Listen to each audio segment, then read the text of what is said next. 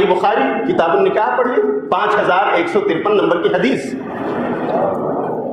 عبد الرحمن بن عوف رضی اللہ تعالیٰ عنہ مہاجر صحابی مدینہ ہجرت کر کے چلے آئے اور عشرہ مبشرہ میں سے کس میں سے بولو 10 جنتی صحابہ میں سے اسی دنیا میں جنت کی بشارت ملی. عبد الرحمن بن عوف رضی اللہ عنہ نبی صلی اللہ علیہ وسلم ایک دن انصار اور مہاجرین کے درمیان بھائی چارہ کرانے کی میٹنگ رکھتے ہیں کہ اے انصاری صحابہ دیکھو یہ مہاجر بھائی تمہارے اپنا ایمان بچا کر اپنا دین بچا کر اپنا شہر مکہ چھوڑ کر اپنی جائیداد اپنا کھیت اپنا کھلیان اپنے باغیچے اپنا فارم ہاؤس اپنے تمام جائیداد اور پراپرٹی کو چھوڑ کر ایمان بچا کر تمہارے پاس آئے. ان کے پاس کچھ نہیں ہے کھانے پینے کو رہنے سہنے کو. اب تمہاری ذمہ داری ہے ان کو اپنے گھر لے جاؤ رکھو. اللہ کے رسول اہلا وسہلا اللہ کے رسول ہم تیار ہیں. نبی صلی اللہ علیہ وسلم نے جب بردرہوڈ کرایا بھائی چارگی آپ نے ان کے درمیان کروائی تو عبد الرحمن بن عوف رضی اللہ تعالیٰ عنہ کس کے حصے میں آئے جانتے ہو بھائیو؟ کس انصاری صحابی کے گھر گئے تھے عبد الرحمن بن عوف؟ ان کے ساتھی کون تھے؟ حضرت سعد بن ربیہ رضی اللہ عنہ.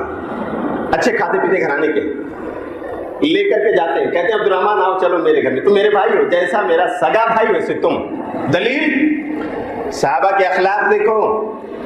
گھر لے کر جاتے ہیں کھلاتے پلاتے ہیں اور کیا کہتے ہیں اے عبد الرحمن تم مہاجر ہو لیکن دیکھو تم مہاجر ہو لیکن دیکھو پرائے نہیں ہو اپنے ہو. اللہ اکبر.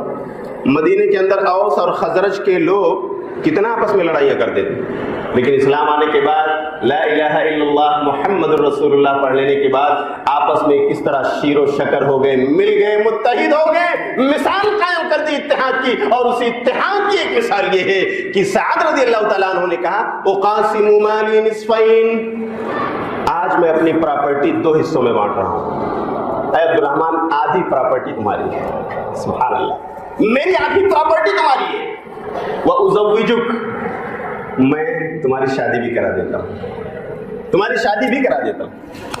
میرے بھائی عبد الرحمن بن عوف رضی اللہ تعالیٰ عنہ جو مہاجر تھے مکہ چھوڑ کر یعنی ہمارے اور آپ کی زبان میں آج کی میڈیا کی زبان میں یہ بدیسی تھے مدینے میں مکہ سے چل کر کے آئے تھے. مجھے بتاؤ آخر یہ محبت دونوں کے دلوں میں انصار اور مہاجر کے دلوں میں آخر کس چیز نے اس قدر پیدا کر دی کہ وہ تیار ہو گئے میرا آدھا باغیچہ تمہارا میرا آدھا گھر تمہارا میری آدھی پراپرٹی تمہاری میری آدھی جائیداد کے حقدار تم ہو اور سنو میرے پاس ایک سے زیادہ بیویاں ہیں مشورہ کر کے ایک کو طلاق دیتا ہوں عدت پوری ہو جائے تم شادی کر لینا.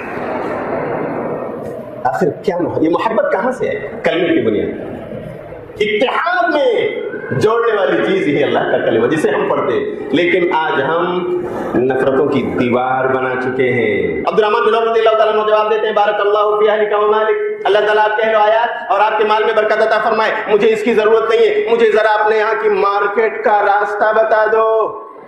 چلو بتا دیتا ہوں کون سی بڑی بات ہے. عبد الرحمن گئے ٹہلتے گھومتے مارکیٹ جہاں لگتی تھی بازار جہاں لگتے تھے بتا دیا.